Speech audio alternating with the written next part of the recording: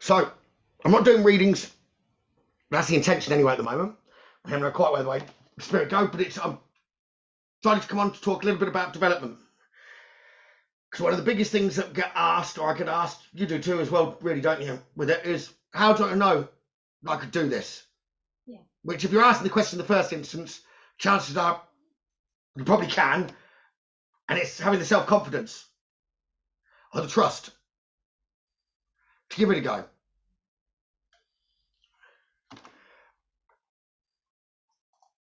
So, for starting, obviously, I haven't always been I have always been a medium, it would be what I'd say, but not a working medium.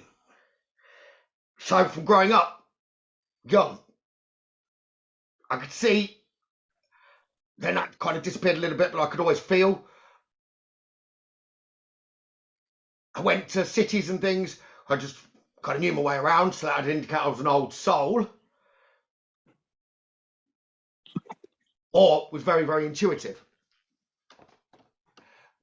But the intuition, I can recall growing up, if there was trouble, even if my back was turned to the trouble, I wasn't involved in it, I would say, and it was coming my way, I could duck at the right time. I was playing sport and a cricket ball was coming towards my head and I wasn't looking or anything, I'd just duck. Often that was more to the detriment of someone else that then get it wallop in their chops, but the intuition kept me ducking and out of the way of things. But yeah, I've always helped people, but it wasn't until I went to an actual event, just to give a bit of background to anyone that doesn't know. I went to an event where we saw 3 different mediums in the night, didn't we? Which I actually work for with the events company now. But yeah, Marie had said, come, we're going to go here. So I was looking forward to it. Hadn't been to anything like that before. And all 3 mediums, one after another, sat down at the table, came straight to me, and pretty much said I'd be able to do what they were doing by Christmas. Which, even though that was said, we did end up quite close to one of them that had told us that. But then when I did start to develop, and substantially fast, his mentality and attitude had changed a bit, which was his own, I would have said, would have been own ego, rather than the spiritual. When he gave the message, and originally it was spirit, and him giving it as pure. But then because it wasn't the norm how I developed,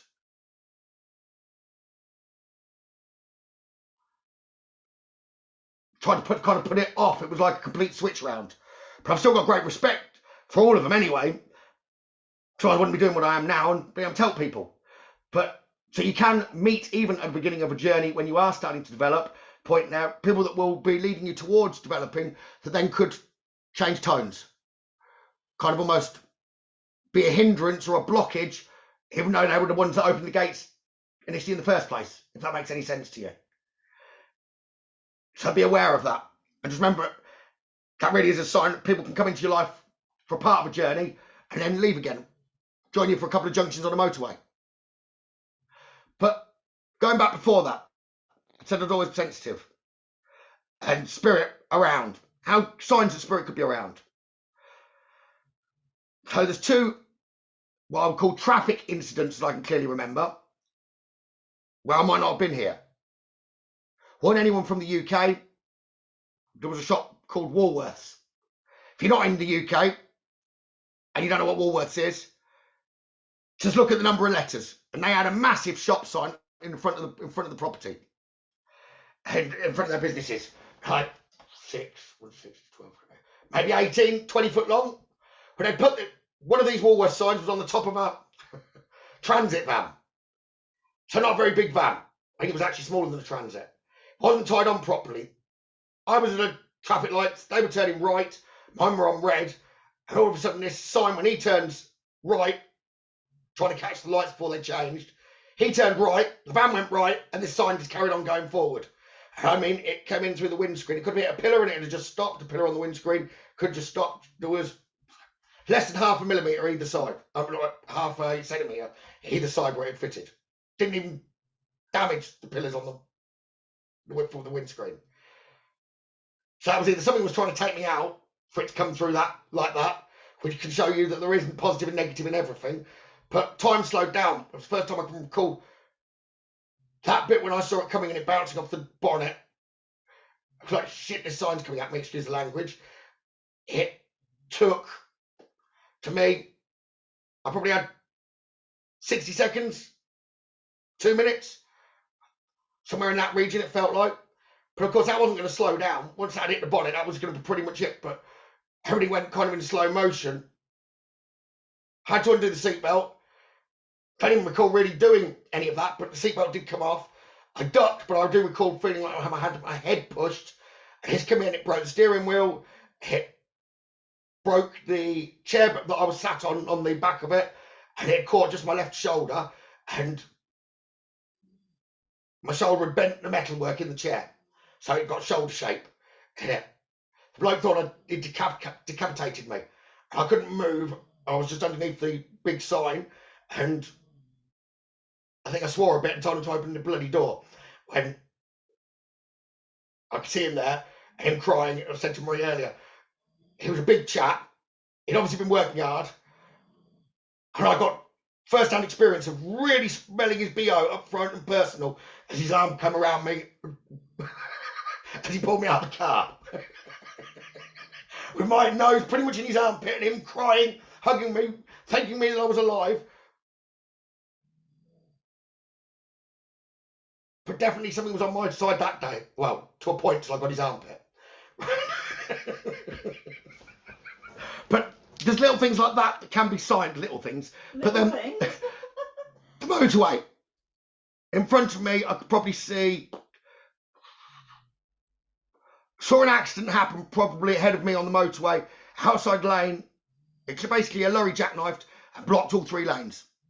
So cars were going bang, bang, bang, bang, bang, bang, bang into the lorry. Cars were then stopping before that or managing to stop, but other cars weren't, and they were then hitting up the rear of the other car and pushing them into the pilot. I think afterwards there were about somewhere between 120 and 150 cars in the pilot. I would have been central to all of that. Our steering wheel turned, that definitely wasn't me. I was reaching for the brake, yet the accelerator went down. They sped me up, and I somehow, as this lorry was still sliding down the road, just fitted past it. And I come to a stop. There was one other car that did that with me and got through. Both of us got out. I just couldn't believe how I'd got through. I wasn't in control of the car at that point. And it steered, braked, accelerated, all on its own. But at the time, it's like, it was just going with it. But then it's afterwards, you're thinking, how did that just happen? I know I didn't just do that. So things can be on your side, which tells you spirit are around you. So yes, it's all well and good. Most people will have seen things when they were growing up. But can anyone be a medium? I'm going to contradict myself a little bit here now. I want to say no, not everyone can be a medium. Yet if you ask me, when every child is born, I believe every child is a medium. It depends how far you've been shut off as to whether people later in life could all become mediums.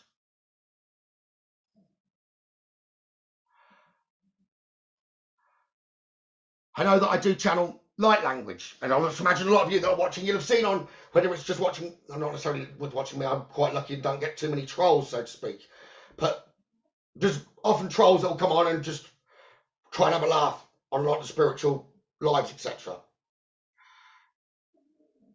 I've had that one when light language has been being spoken, which is just gobbledygook, so to speak. Even more reason for them to take the mick, in a way. And light language touches everyone's subconscious. They'll often stop and actually vanish off the page of their own accord, which would say even a skeptic it can resonate with at the subconscious level. But it doesn't mean they could become a medium either, unless it was a life-changing experience.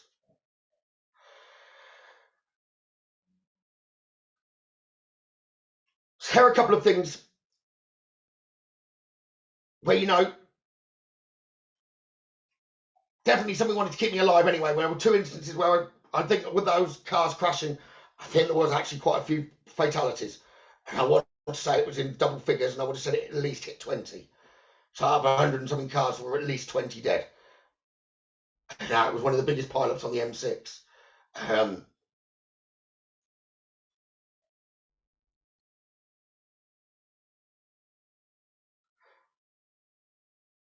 Which, as I said, then there is a purpose.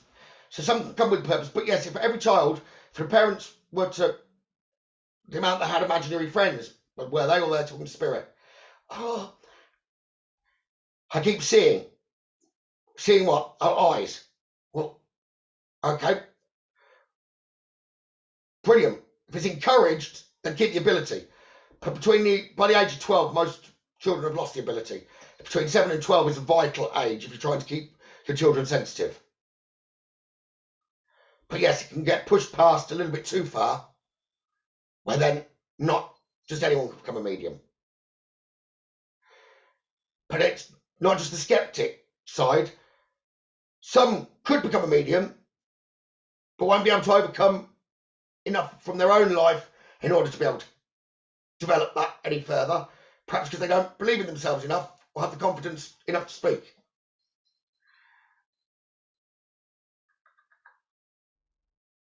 I was doing all right till spirit will come by me now.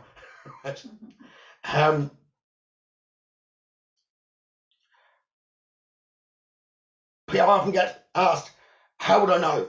Or I had these experiences when I was younger. So I'm just trying to cover bits that give you a good indication here there is a purpose. It doesn't mean, though, if you didn't develop earlier on in life that you were meant to have done. And a lot of people will think, well, I've missed the boat.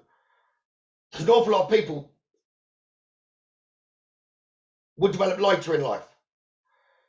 You see, yes, some can be born with the gift of children, like our daughter, who we were talking earlier. She spoke to someone at the weekend, and she didn't know them well, was talking about clouds.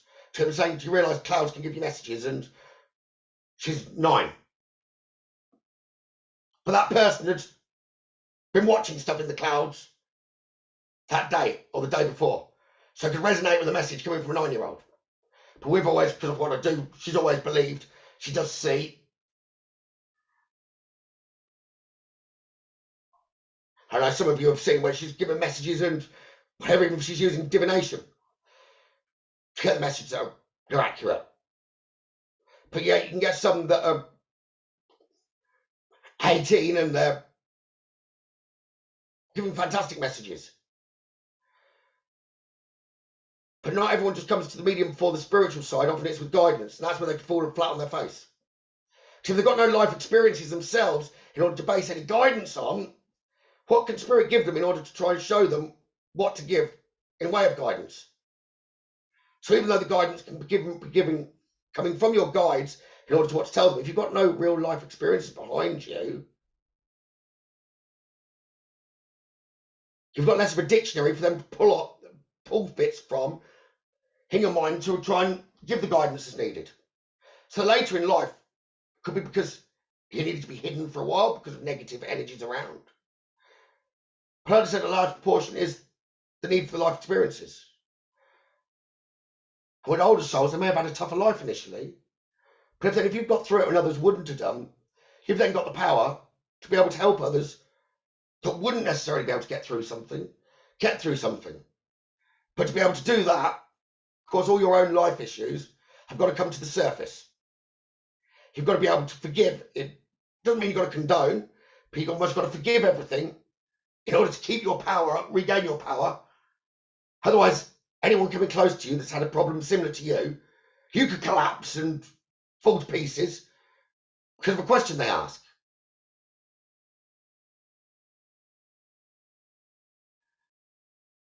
But then if you're wanting people to trust, if you're wanting to develop and then help people, if you want people to trust you, you've got to trust yourself. If you want people to believe in you, you've got to believe in yourself.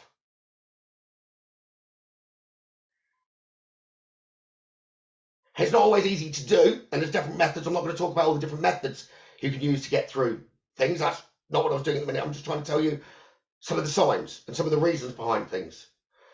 But ultimately, I was quite fortunate in my life. Whenever I put my mind to something, I always thought I'd be good enough and would be able to do it. So straight away, as I was told that, why not? Give it a go. And I was surprised very first. I've never done readings before in my life. Turned up to practice in a spiritual group, and the leader of the group pretty much got me reading everyone before I left, because of what I'd been giving to the one or two she overheard. But I was like, I don't know where it's coming from, I'm just trusting. And unfortunately, then she got ill, and she wasn't there when I went back the next time, because she just told me straight away, just always trust.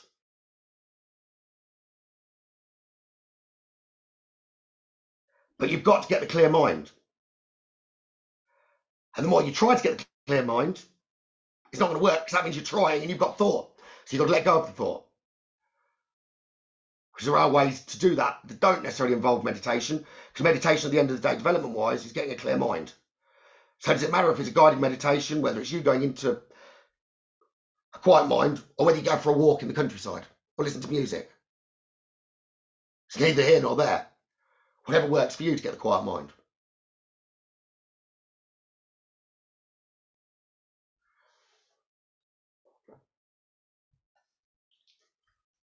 Because sweetheart, get me back on track. Is there a set amount of time it should take you to develop? Right. Now that's an interesting question. If you didn't hear that, Marie said, is there a set amount of time it should take you to develop? Well, when I developed, I had to keep it quiet initially when I developed, because otherwise I had a big problem. Because within 4 months I was being paid for readings. So if you had to talk to spiritualist churches, for instance, you could go in and say, how long would it take me to develop? They'll probably tell you categorically, oh, it'll take you at least 2 years or something like that. So some could put a time scale on it, as in, no, there's no way you could do it in less time than that.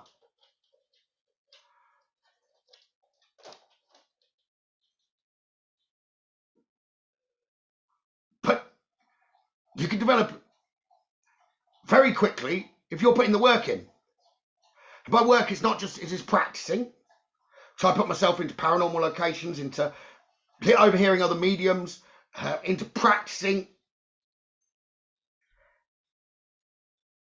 I even wanted some help developing, but I couldn't get any help developing because Spirit wanted me to, basically they wanted to develop me.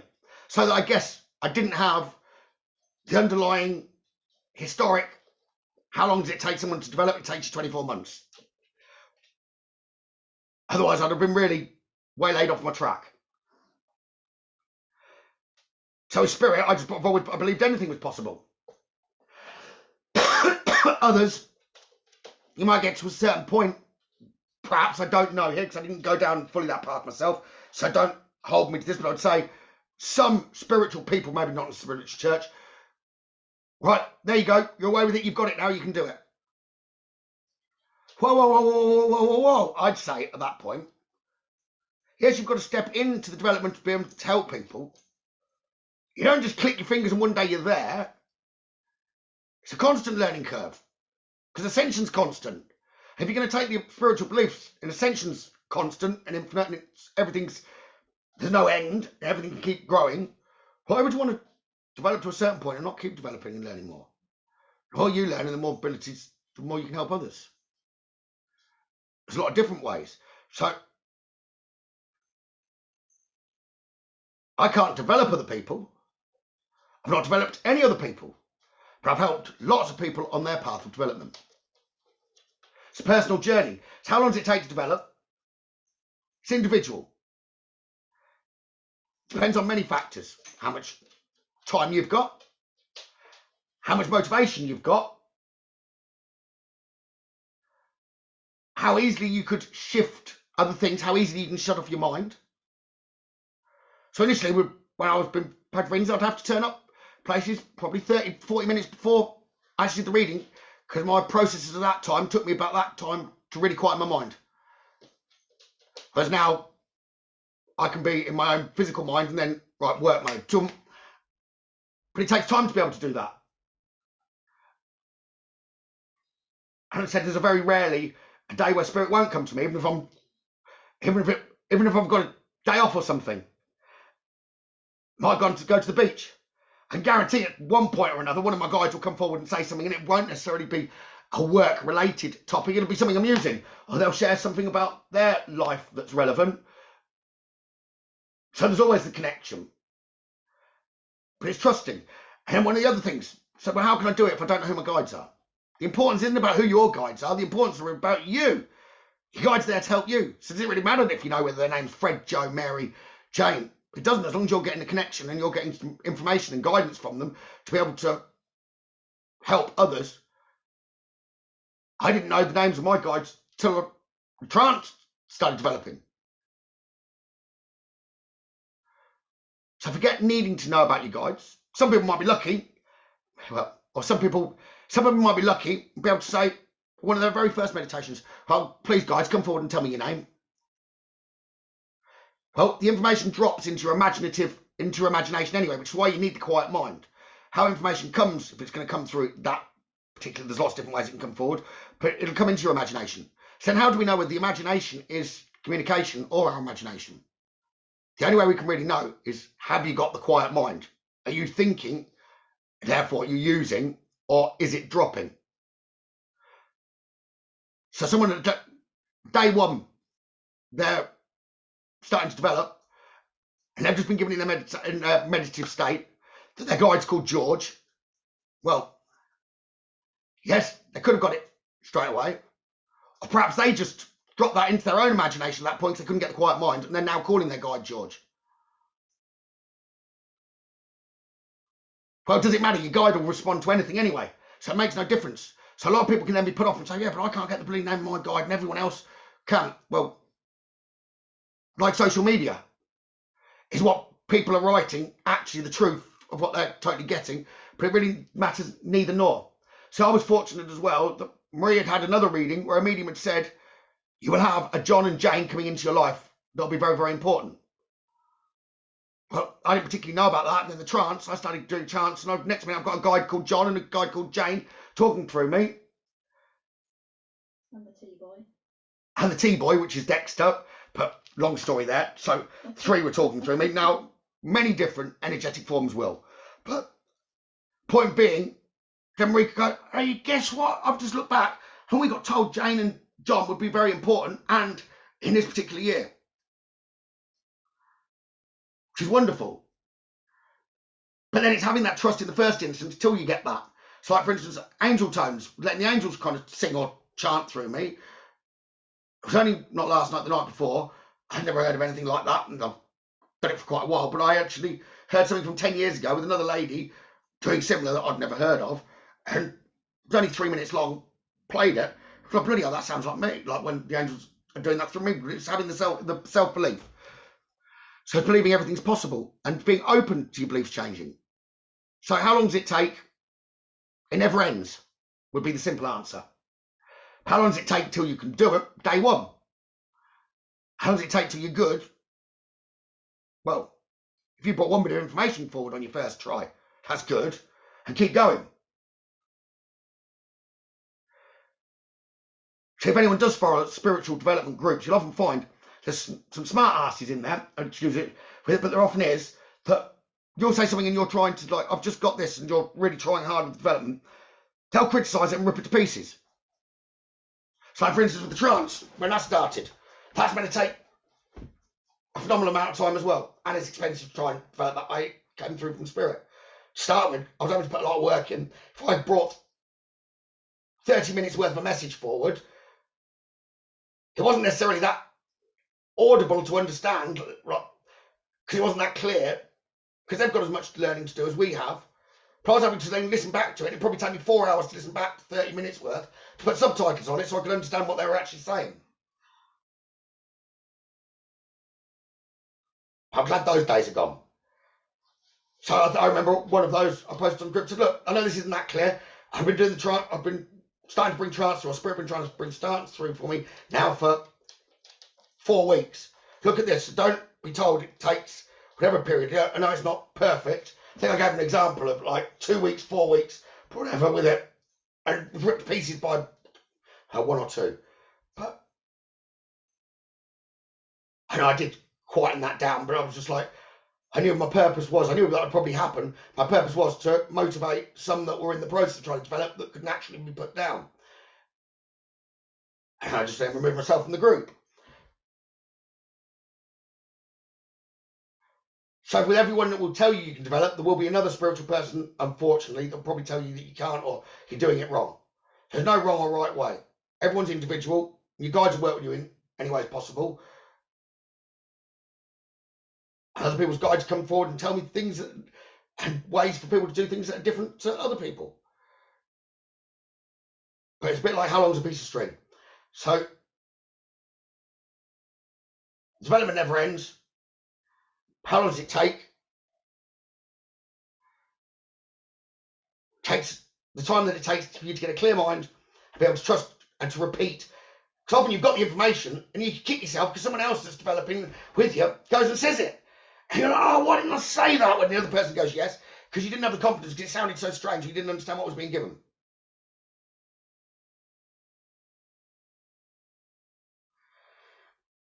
I know one of the supporters that I've helped on her path on him. She didn't have that problem. She was going around everywhere telling everyone advice when she shouldn't have been, even in the supermarket. So she trusted exactly what she was being given and spurted it out willy-nilly. And it was like, whoa, whoa, whoa, whoa, whoa, whoa. You've got the ability. You can't do that. They've not asked. So occasionally it can be calming people down.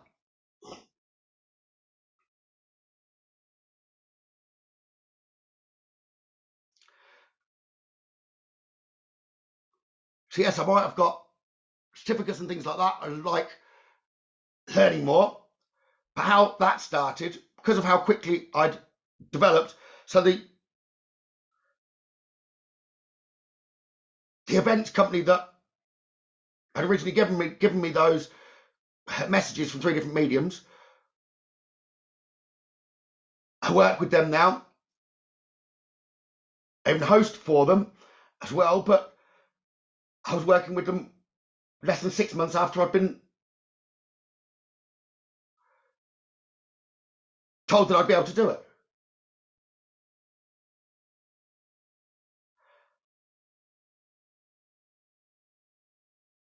Hey, and that wasn't necessarily easy. And me talking in front of the camera now, it wasn't until COVID that I really did that. Because I was always nervous then about in front of other people.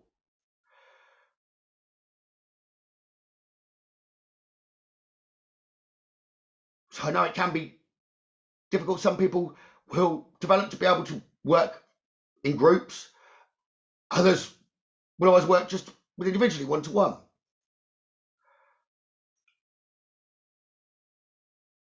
You can often come across someone that could spoil it all for you, even when you've got to a certain point.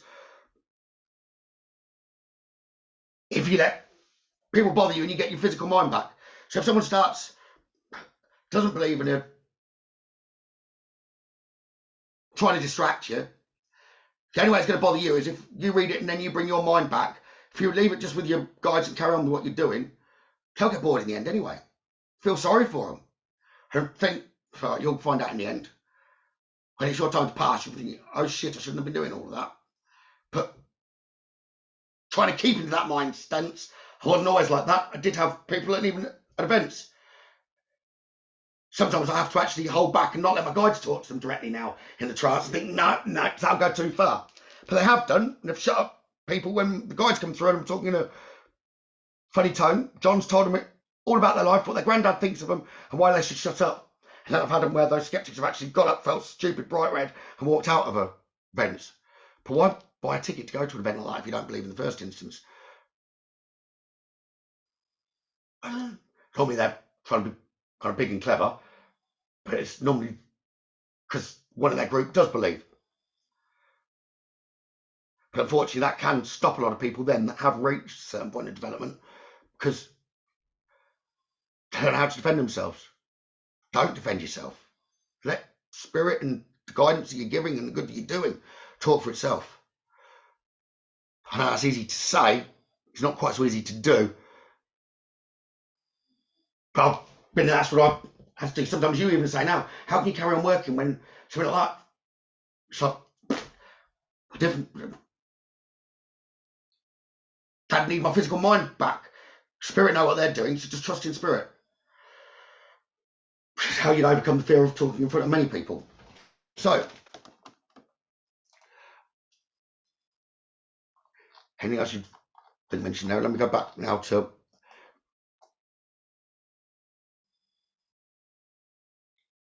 if anyone was asking anything.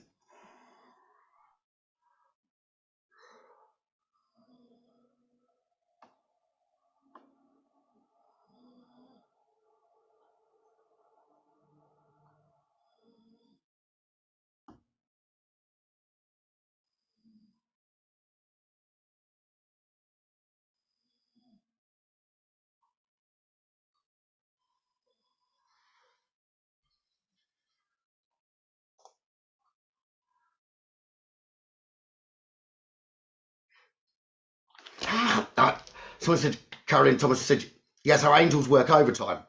Now, if I go back to like the car and spirit helping us, my belief is angels can't do that. They're actually quite limited what they can do.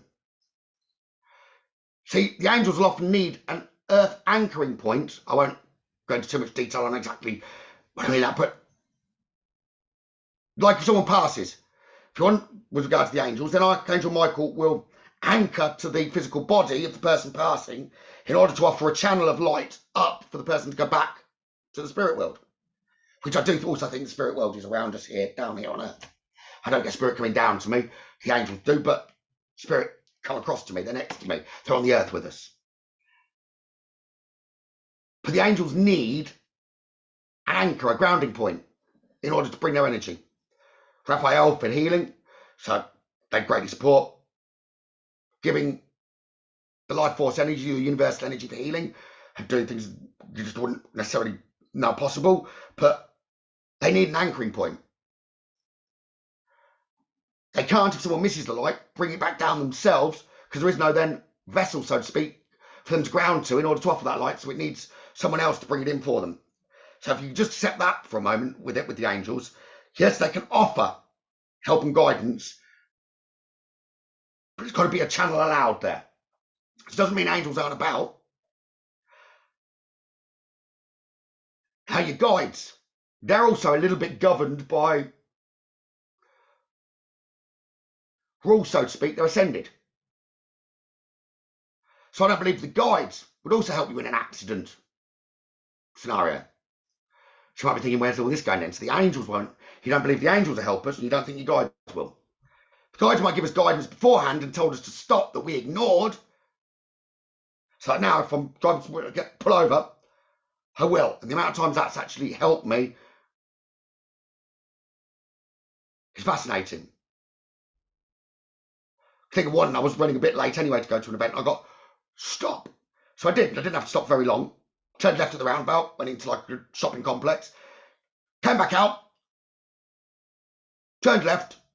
The car that was next to me on that roundabout that I turned left at, if I'd have gone straight on, it was on its roof in the middle of the road. So when they said stop, I would have been by that car when it ended up on its roof. So yes, a guide can help in that way. So but then how would the accelerator when things have been pressed, like I said? Well, now that, I would say, are our loved ones in spirit. They're not bound by as many rules. Or maybe even not a loved one that we know. Perhaps that could be what, I don't know the answer to everything. Perhaps that's what a guardian angel could be. Someone that's not ascended as far, but can interfere more on a physical level. So like if you've got activity in your home, I don't think anyone will have ever turned up that helps with energies like that and said, hey, you've got an angel in your house. You might have an angel presence around you.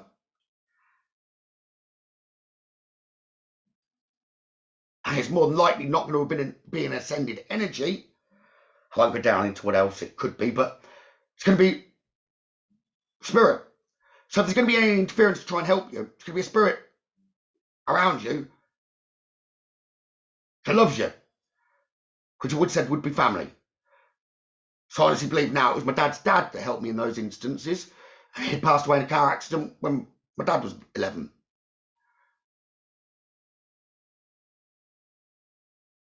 So he'd be the closest thing I'd call as a guardian angel nowadays. So that's my belief behind that. So the angels might have told them where to be at that time, because they could have been anywhere. Yes. And physically the angel's doing that? No. Now, if you've got something like super strength, cheers, John, now that could be an angel's giving you the actual extra energy in order to do something physical, superhuman. But ultimately, that's not the angel doing it, it's you. With a physical body, they're just upping the energy.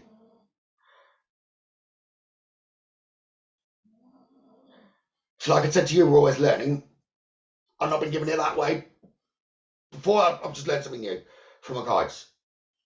So it's just being open and not believing everything that you read. Because otherwise it'll just keep being repeated down in history. Well, who knows, the first person that channeled that got it right. So I could do a lot of channeling with the Ascended Masters. I don't like to know anything particularly about them first. Prefer to know a little bit, talk about that, and they'll often come through and say, no, that's not actually correct. It's like this. Well, let it be whatever they're giving.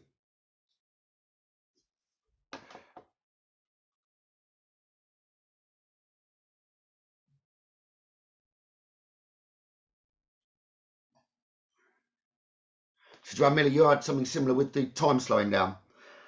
It's only the one time I call it slowing down.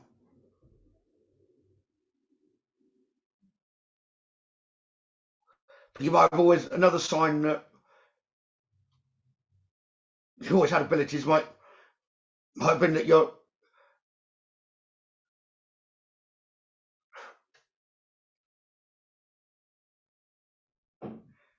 if you knew something was wrong,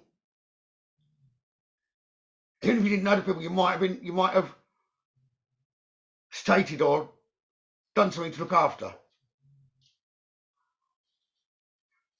So I just had an instinct, that man's going to hit her in a minute or something. And then that's gone to happen, and you've stepped in between or something. It's in your nature to look after or try and help others. So they can be signs to do with the development.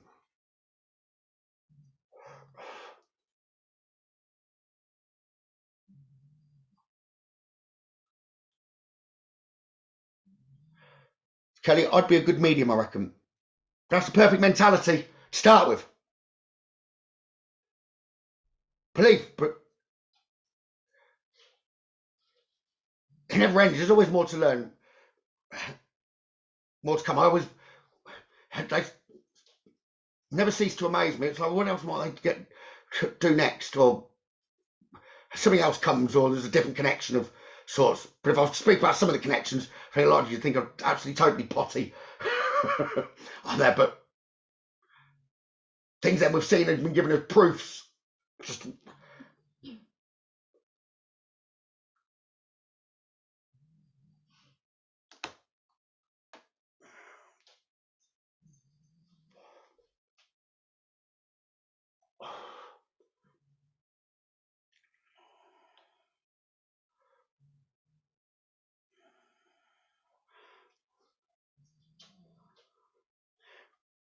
I wasn't particularly reading tonight. Vicky Sharand Farak, you've asked, can I tell you,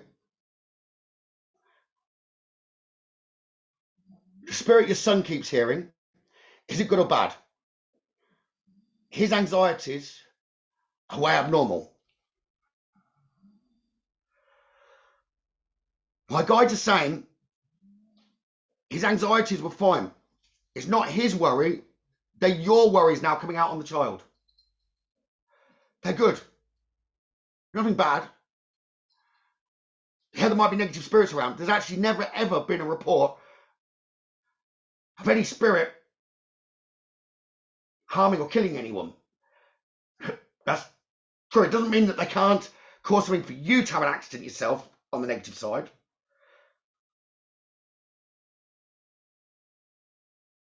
But there'd be a lot. Why would you want to think there's going to be something negative around?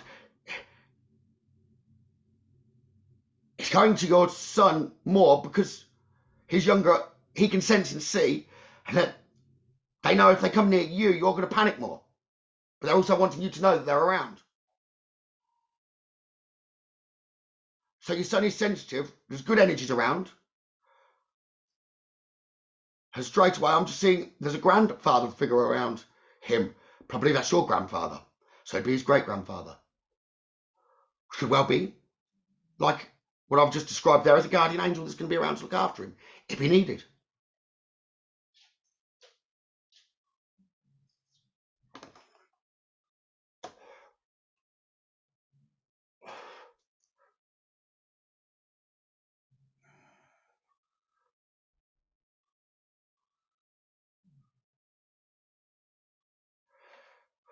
Now that's an interesting one, Carolyn Thomas. My sister-in-law, she's got dementia.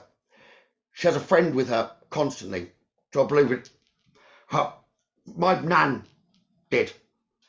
But the funny thing was, when I went to go and see my nan, she was no longer being coherent to what the rest of the family were telling me.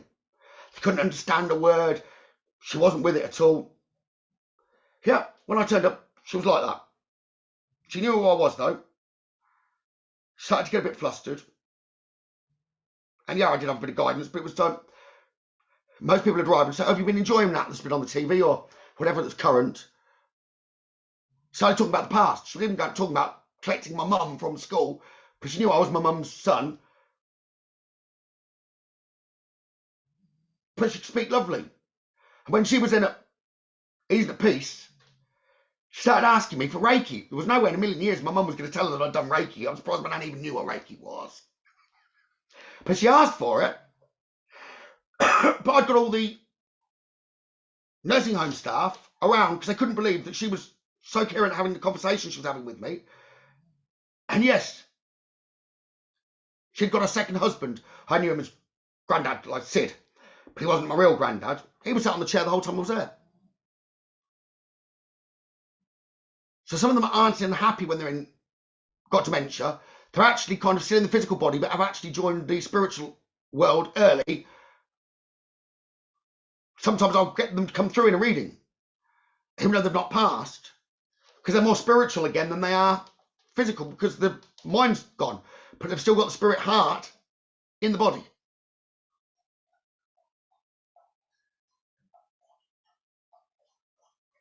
And they'll often give me stuff as well, knowing exactly what's been going on around a loved one's self. So yes, it's cruel for what it does for those of us that are still here and having to live with those people forgetting.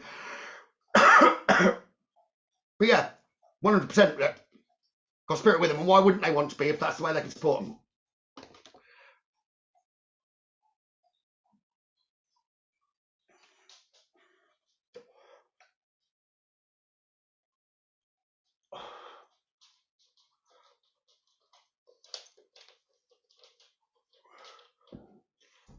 But there's probably more time now, because a lot of you mentioned children now.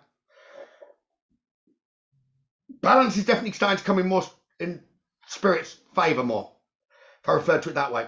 Historically, royalty, everyone, they went to deities, or what's it called, the talking about the other day, Oracle of the Delphi, etc. for advice. So near enough everyone living, if you think of Native Americans, they were very spiritual. Everyone was spiritual and wanted some sort of guidance. But over time, that's more been taken away from us to do with society, my belief. And then we then start passing that on to the children. But there is more children now sensitive than I think there has been for a long, long time. And I'm being given by John now, you're talking at least 250, 300 years. And last time he gave me something like that, it was like in the last 100 years. So there is definitely more children now becoming sensitive or remaining sensitive. So the shift can come.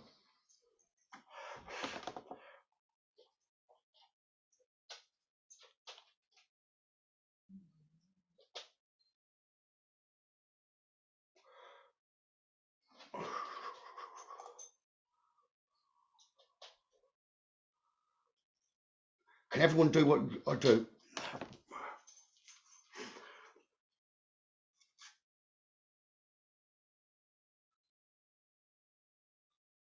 If they'd worked with it from birth, yeah.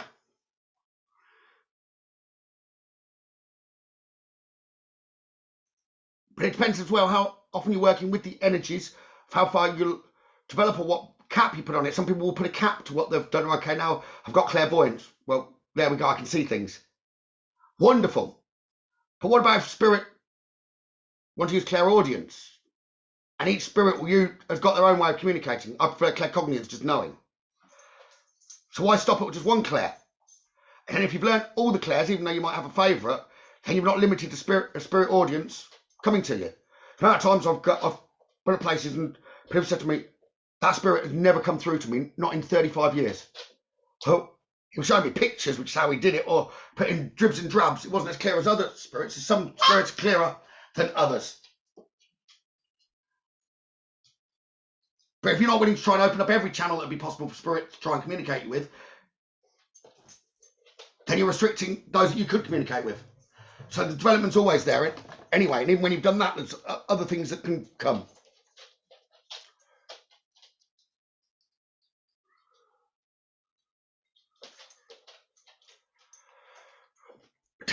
Did you ever fear? Well, now there's a funny story here. Right. Fear, no, but shocked, yes. Well, I guess it would have been a bit of fear. I didn't know what was going to happen, but met it with courage. So it was at a paranormal event.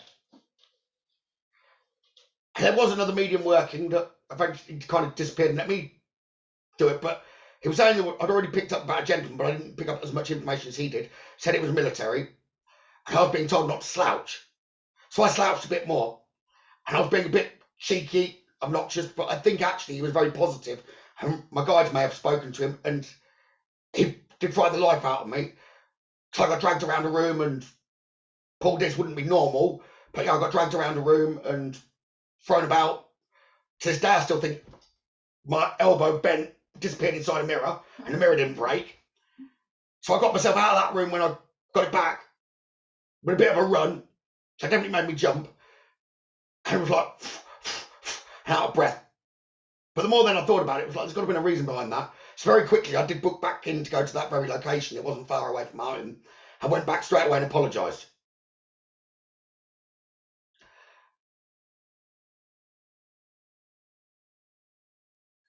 For some places, some spirits wouldn't want me going near them anyway.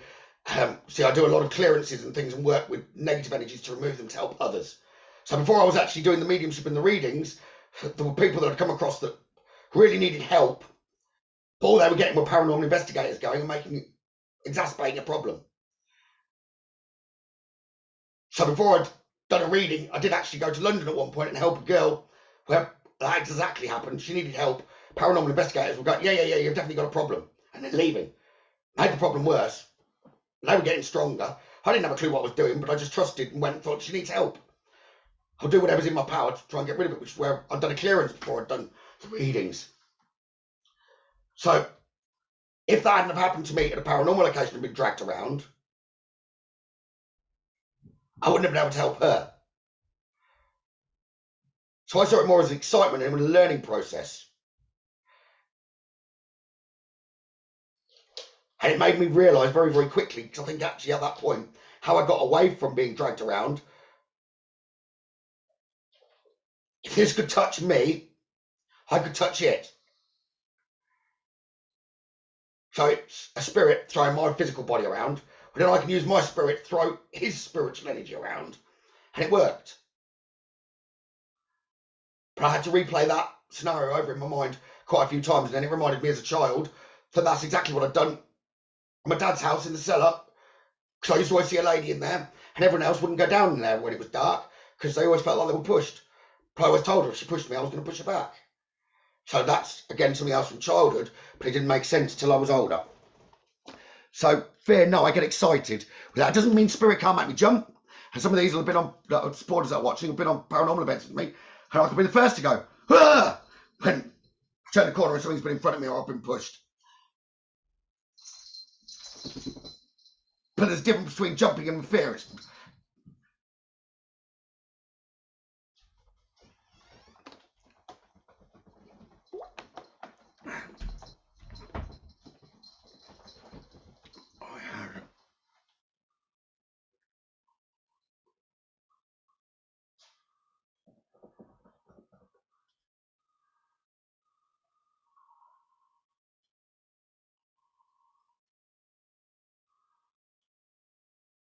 Kelly O'Neill, I had something come forward, but a lady silhouette when my eyes were closed.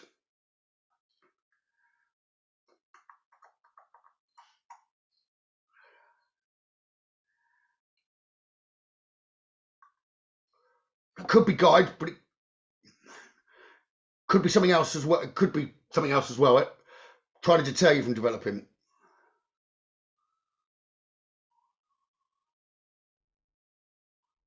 So, Carolyn Thomas, how does one know one's guides are actually giving one information? Okay.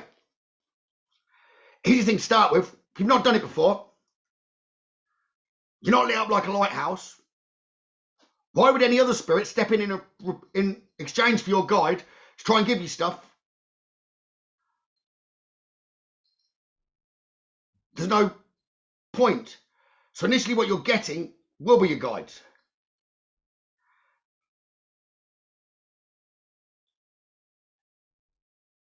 It'd only be the thought process, I visit my guides or not my guides, visit my guides or not my guides, that generally then give an opportunity for something else to come close to you.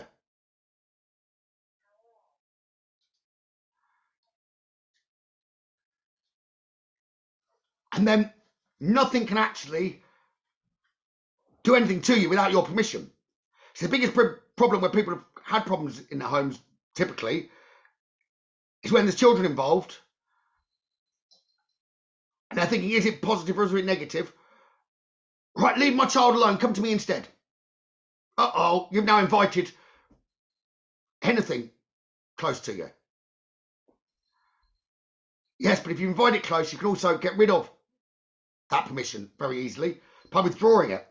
Problem is, people are more confident in inviting things they don't know towards them than they are then disinviting them and telling them to step back. Because you have to have exactly the same firm intention. It's just on a spur of a moment, you've got full intention because you meant that entirely when you said, get away from my child and come to me instead. Absolutely faithless. You meant it entirely, but you're going to have to give exactly the same belief back to tell them to step back. Balance.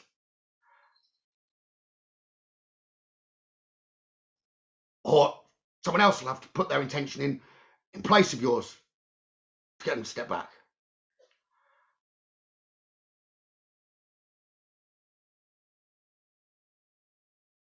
But then if you're talking the positive and negative energies, for removing negative energy,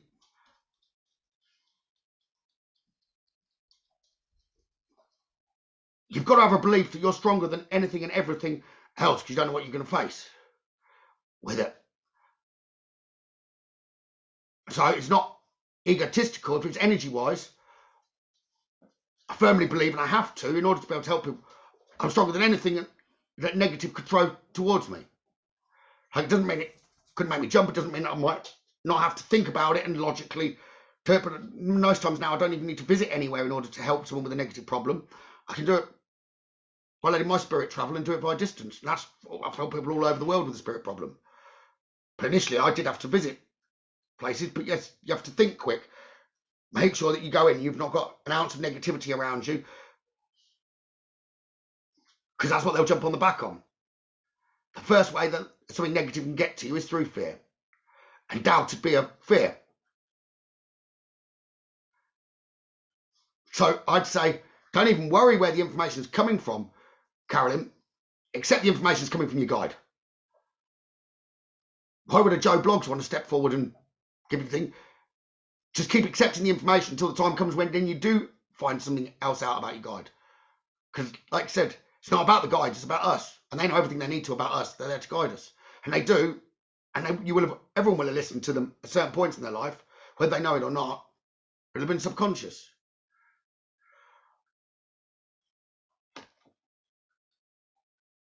You've got a workshop coming up on guides, actually. Yeah, I have got a workshop coming up on guides on the...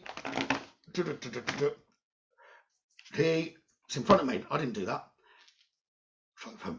On the 16th of September, Saturday the 16th of September, a workshop about connecting to your guides the best way. And I will have my guides around that can help to confirm information for people as well. There is limited numbers, and in actual fact, there is an early bird discount on there at the minute that runs out tonight. It's meant to be $49.99. 10:30 in the morning on Zoom till 3:30, 4 o'clock. They'll connect you with your guides. But at the minute it's £40. So basically there's a tenner off on that if anyone was wanting to.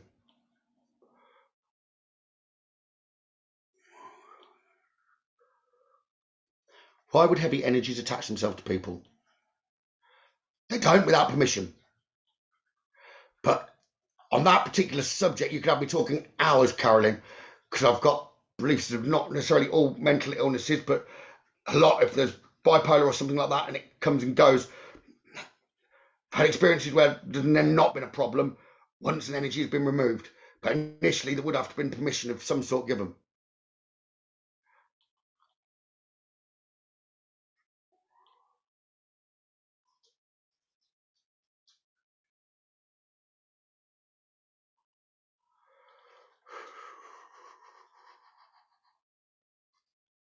Give me a second.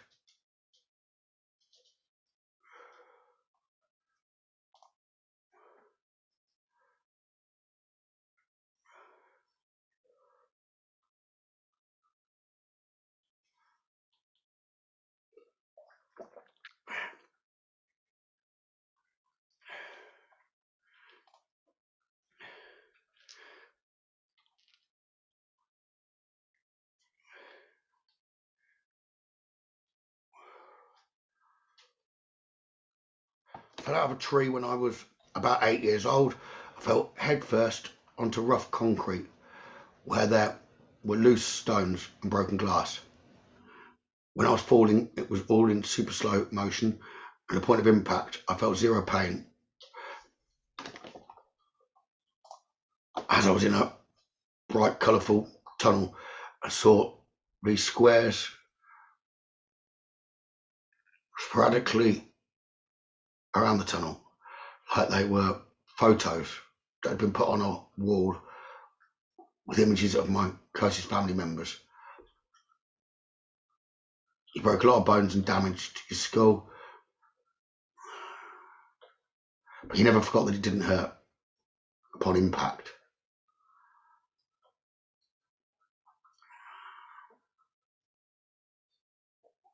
And he didn't pass out.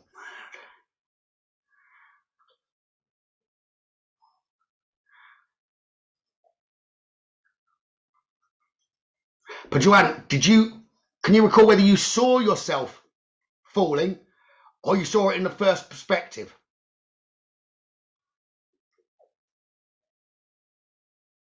Actually, given there would have been a bit of both.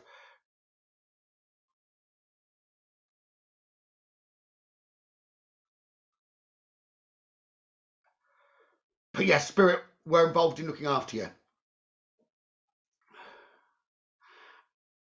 And if they hadn't have pulled you away from yourself a little bit, you would have been tense.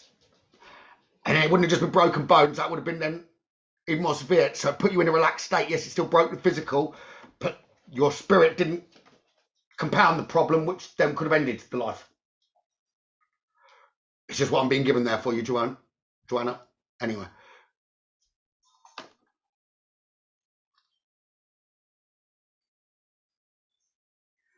Thank you, Jodie.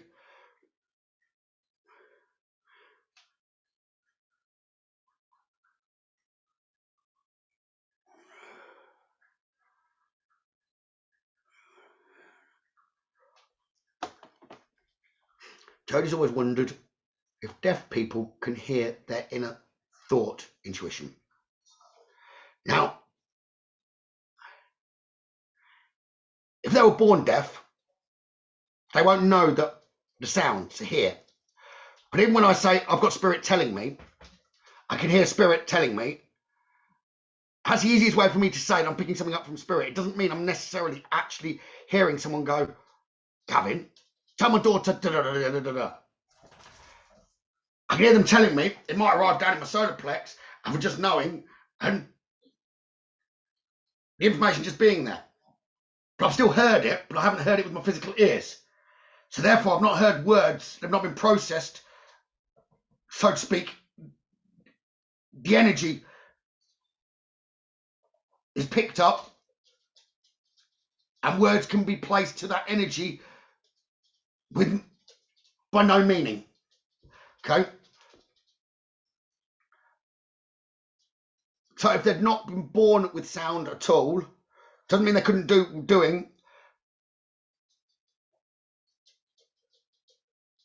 but it'd be built up with what they can do. So they wouldn't, even if that was like heard,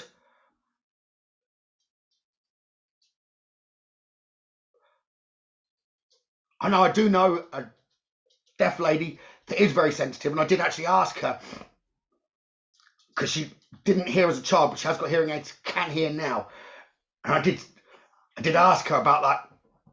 She said no, because she was always guided when she was younger, so that's how she knew what people were saying. It wasn't from lip reading, but everyone told her she was a good lip reader. But she said she knew what people were saying if she was looking at the back of their head.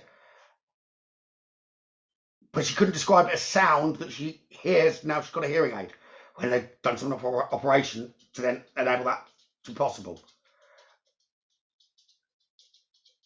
So I never got actually the answer, I never got to the bottom, but it definitely wasn't like hearing. She didn't think it was hearing, so to speak, and that's the closest I could give you an answer on that.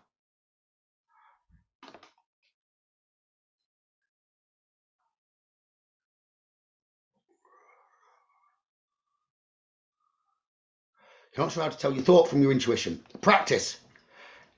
Getting that quiet mind. And normally, Spirit will give you something daft, which you know isn't going to be you, or it'll be words that you don't use, or something like that. They're not going to leave you completely on your own, so to speak, when you first start to develop. I started here to start with, most of my messages came through in rhythm and rhyme, and I haven't got a rhyming bone in my body. So that was then quite easy for me to differentiate. I had come in rap form. So I was getting that clear mind. But often, especially if you're learning to develop, it's not going to be like you're going to go in full straight away with your guides, giving guidance to that person. Yeah, it's not unheard of. Don't say it's not, but then you could be using part psychic energy. But mediumship wise, you could be sat with someone and you're okay, keep an open mind. What are you getting? Goldfish being flushed down a toilet.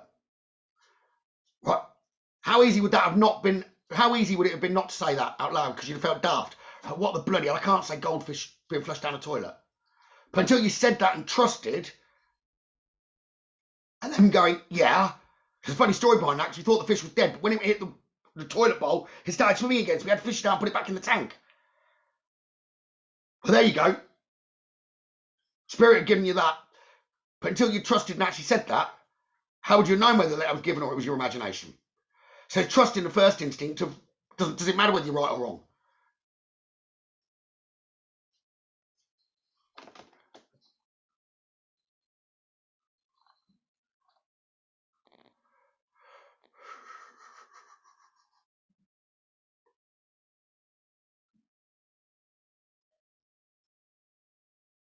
Is it possible to see, feel?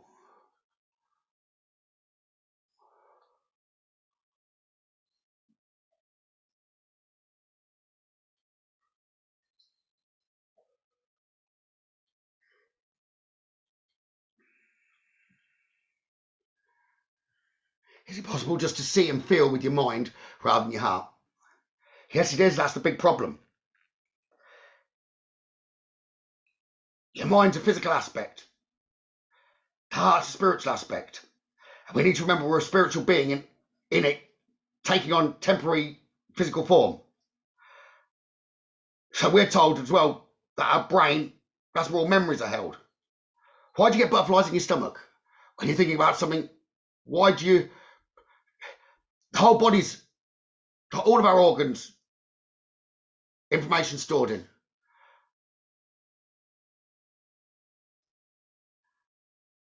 That's often why certain diseases and things affect us. And yes, and then people say, but why that? But those certain diseases are really, really common. Well, yeah, but look, the way the earth is in society now, they cause a lot of the stress, and it'll be the same stress for a lot of people. Therefore, that's going to affect that same organ or with problem.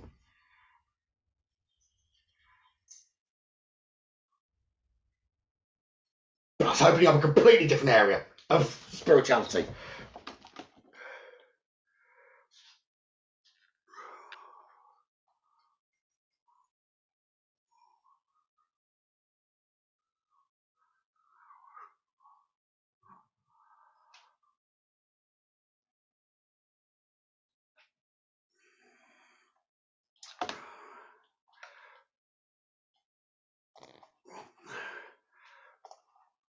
I will try and answer that, but I first of all need to make sure I've got a fuller understanding of what you're asking me.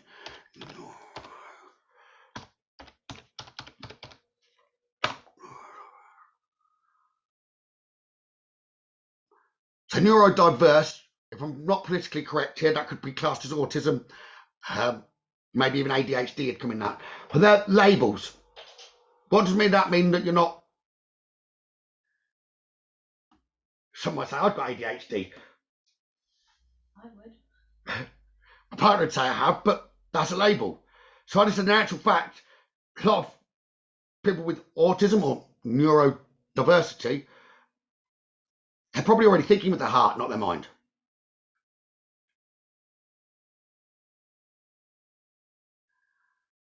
See, that's something that could just look different from person to person.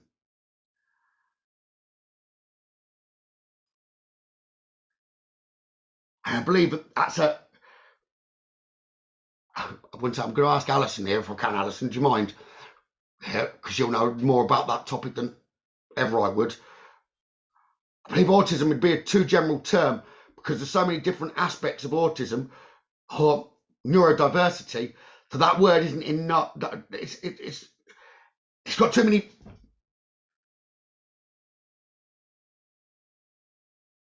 It's too diverse in its neurodiversity.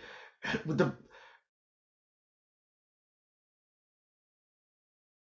so that label, I don't like labels, but that label itself wouldn't. That's putting people into brackets, and everyone's an individual. So I just said it would be a belief issue if you're told, but that's the way it is to understand. Well, how do we know that's science? That's Western science putting a lot of their answers onto things. Because you've seen an awful lot to do with autism, haven't you, Alison? Where there's been mountains conquered. Things you didn't think would be possible. You're muted though.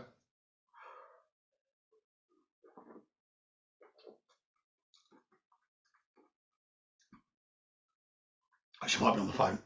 Sorry. So I knew so one of my supporters would know an awful lot more with regard to that. And she's also developed, she's a medium anyway, which is why I was bringing her into the conversation. But she's just in the middle of something there at the minute.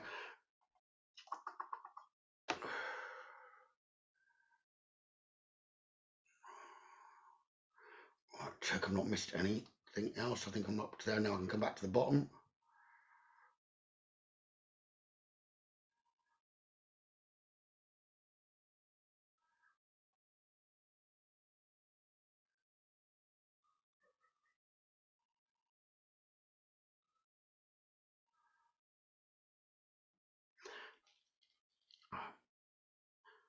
Now, on my path to development as well, which is what we're talking about, I did have what I would say were minor issues that a few times I did end up having a general anaesthetic.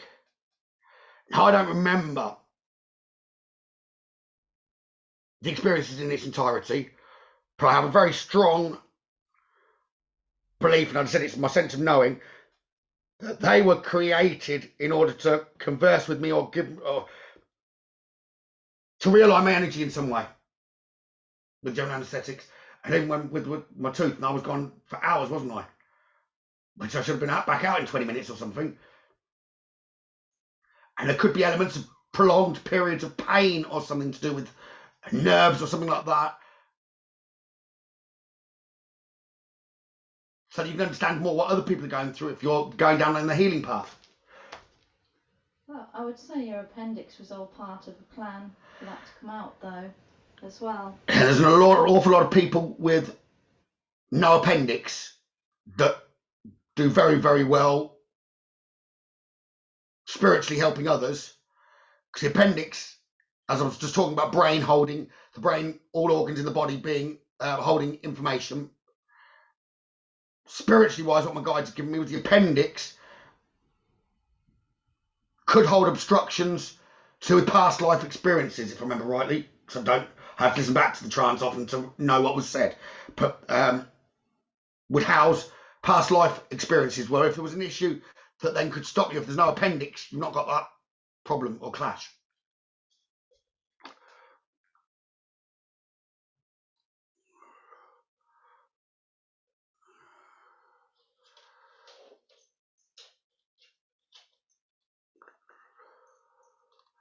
Right, let me try and come back down to the bottom then now. So if I have missed anything, I can't go back a penny higher on the list. Higher Crystal. Higher Louise.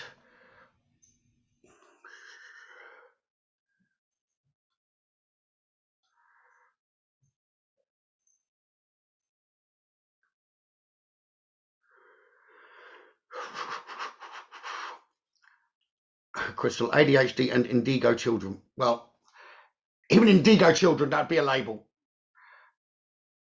And people get stopped by the label. Crystal children, rainbow children.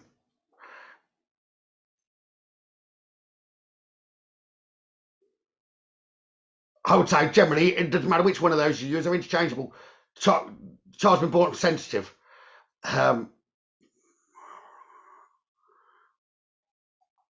That's opening up a totally different level of conversation anyway, to do with those type of children. Could be they're a new soul, it could be they're an old soul. Could be a soul that's already ascended, then coming back. But there's a purpose. If each of those labels would describe someone that's come back with a purpose. The divine life purpose would be of a spiritual nature. Probably try and change the balance, etc.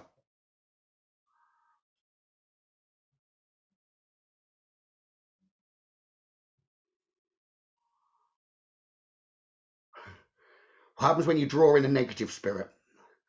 Personally, my reply to that, with the guides giving me there, was have fun, knowing that I've got more strength to be able to get rid of it. But why would you draw in a negative spirit? To be perfectly honest, that's a lot of working mediums, that's their worst fear. But if you were a negative spirit, it's a bit like Bob the burglar. Is he going to go to your house that's alarmed, CCTV'd, fences with razor wire on top? Or is he going to the neighbour where the lights are always out, it's dull, it's dark, and the door's always open? The more you ascend, the more you develop, the less likely negative energies actually want to come close to you and stay there. It might come poke and prod you and try and push you off your path a little bit, but they're not going to want to be by you because you're increasing the working you're doing with love. Because love needs more than one word to describe love, because everyone thinks romantic love or love for a child, but they're two different states of love. But then you've got the spiritual, the universal love for all. Which actually anyone that is developing, if you come across a skeptic and they're saying, well, there's no proof behind any of this, well, ask them, do you believe in love? Yeah. Well, why do you believe in love? You can't see it. It's not scientifically provable.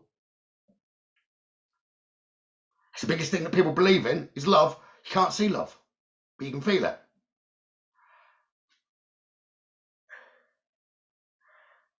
And out of all research done, there is more leading towards proving spirit about they've never managed to disprove.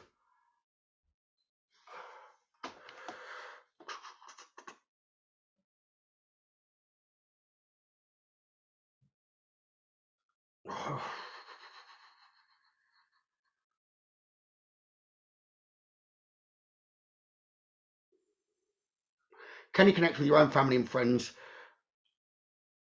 Some friends, it depends how well you know someone. Some friends, but own family, yeah, I can connect with them, I can see them, but I don't hear them like I'd hear everyone else's spirit. Then I'd have to really just feel it in the heart, which can be, all right, could quite easily affect you, thinking, excuse the language, bollocks, this isn't fair. But for instance, Dad, if I asked him, I could take a photo and he'd be behind me near enough on every photo. So you can still get ways of knowing your loved ones are around, even if you can't hear them as clearly as you could hear everyone else's.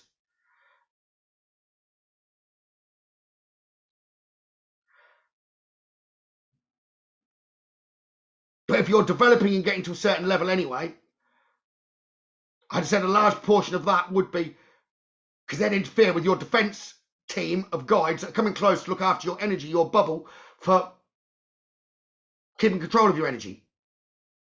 Like gatekeeping. It'd be quite easy for a loved one to come in, and especially if they were a chatterbox.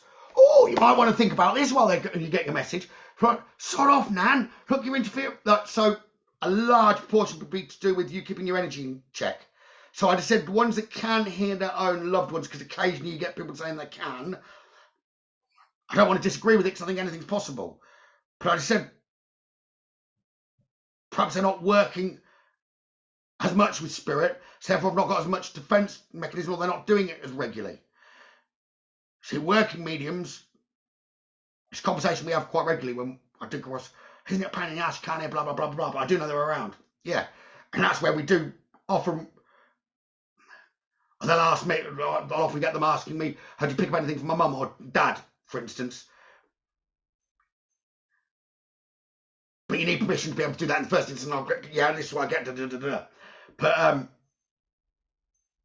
yeah, is the answer there. So you don't get as much from your own. But there are other ways that you can. But that's opening up another, talking with your own loved ones. That's another course that I do, because there are ways that you can.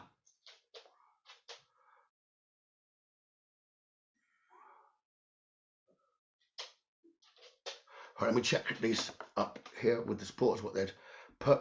But if anyone wanted to ask anything before it come off, that was what was development wise. I just wanted to talk about trust.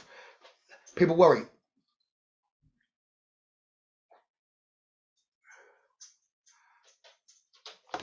And worry is the easiest way to keep hold of your own physical mind and not pass bits on.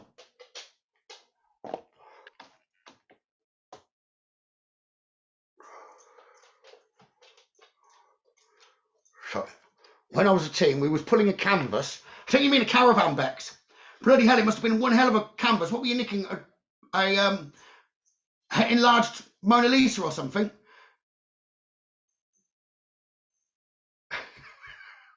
So we were pulling a caravan, he jackknifed, and the police said they've never seen it with a cast down 4 wheels. Yeah, things like that's a sign.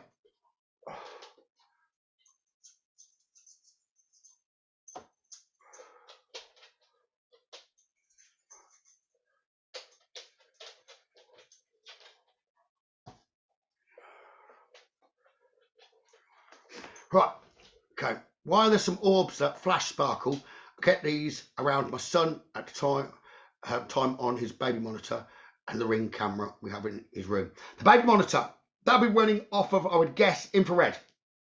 So any energetic form like that, you wouldn't see it if it showed up as dark orb.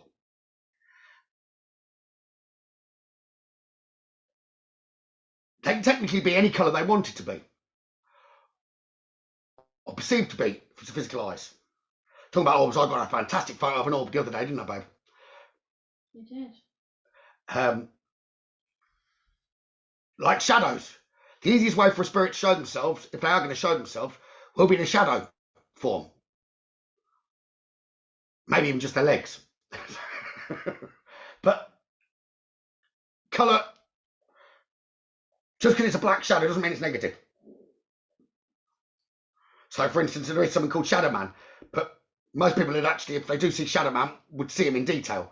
And altogether, I don't actually think he's necessarily negative. I think he'll often come from people developing, and it's initiated by guides in order to try and get people over fear.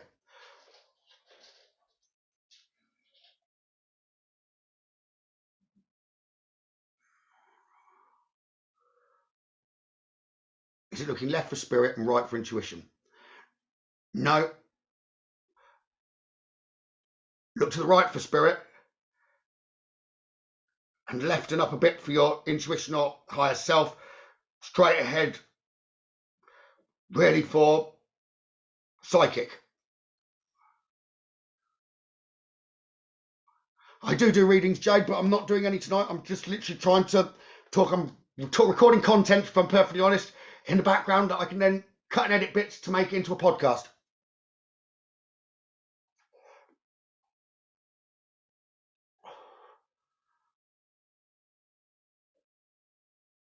And anything to finish on that I've not said? I will ask another one that I do work with, who's just in the background there. And Spirit likes to put Roger on the spot. Roger, he does some of the podcasts with me with Thunder and Lightning anyway.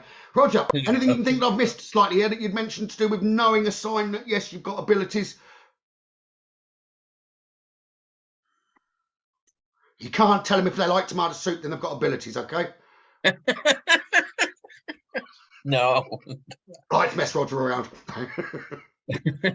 No,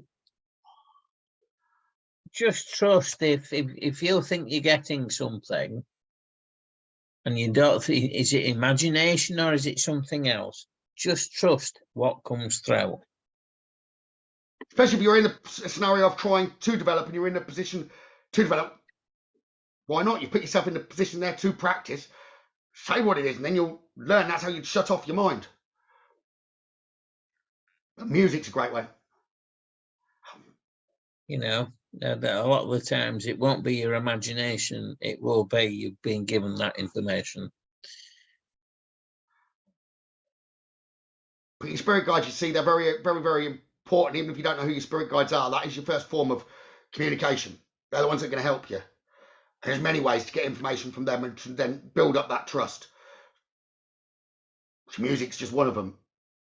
There's lots of different ways they can give information very, very easily. If anyone is interested in that, like I said, there's a spirit guide course online on Zoom on the 16th of September, which is a Saturday, and there is still a discount for the rest of tonight. So you can get it for 40 instead of 50. But that will open the doors for you to be able to get communication clearer. But yeah, little ways for you to be able to trust what's actually being given. Because you know, if something then keeps coming in a certain way, it always will. And that course isn't just for beginners. It can be beneficial to those that have already got a connection with the guides, because you might get a connection to a new guide.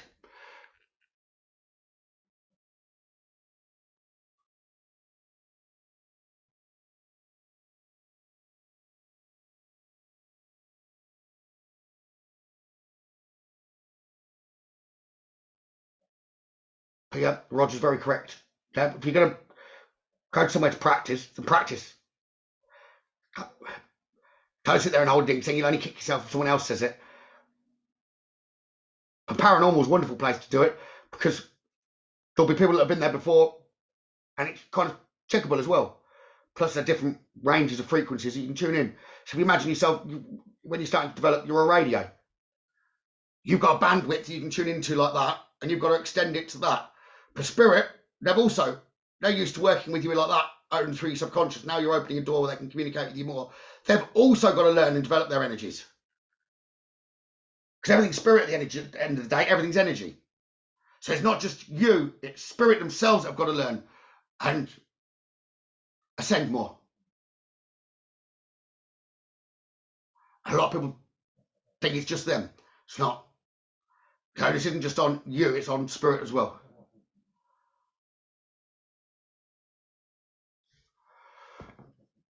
Okay. But I'm glad you've enjoyed it, a lot of you. But look out on the page, there will be a new series of podcasts or vlogs coming shortly. I'll be trying to do once a week with regard to us moving forward, isn't it, babe? And with regard to some of the experiences that I get each week, because every week's different, every day's different. Have I been given permission to share? Then I can do.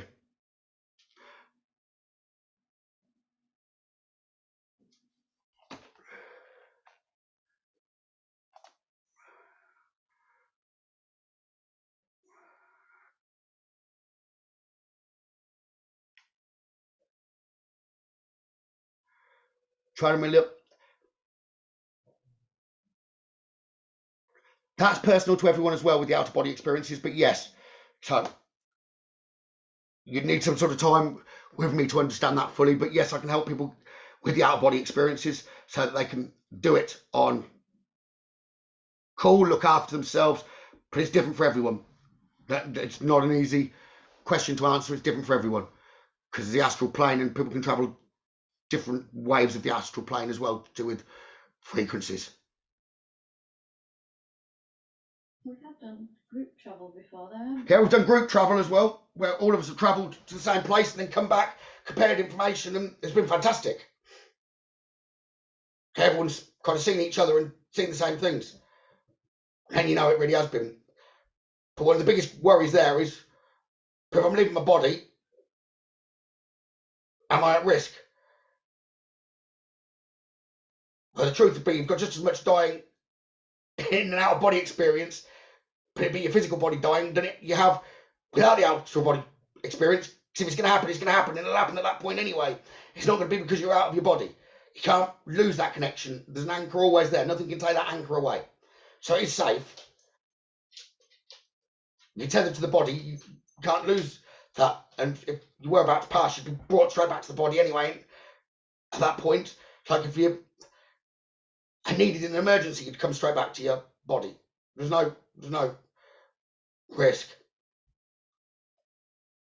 But there can be unpleasant experiences depending on what you're going and searching for or looking for, and what mental state you're in at the time of going to do that.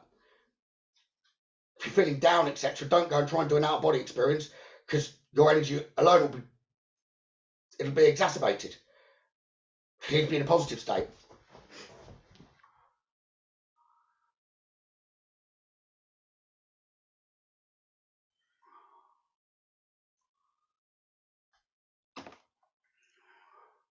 Right.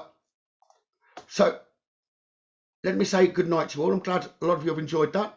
But like I said, if you're interested in the development, Spirit Guide course 19th, and you'll see that on my page anyway. There's only a couple of posts down, even if not the previous ones this live. And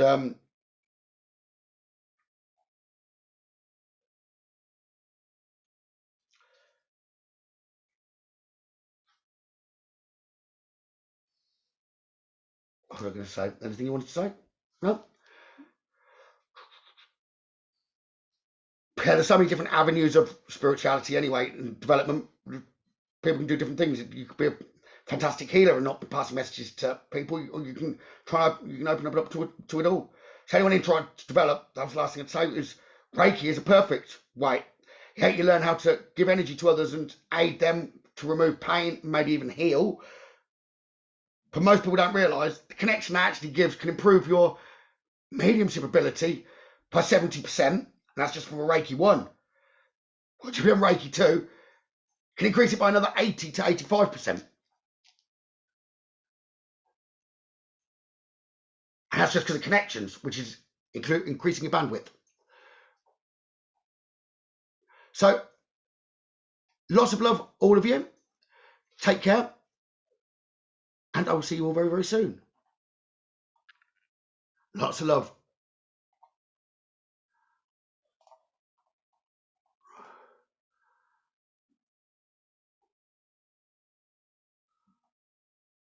Well done, sweetheart. There were a lot of people interested in a lot of that.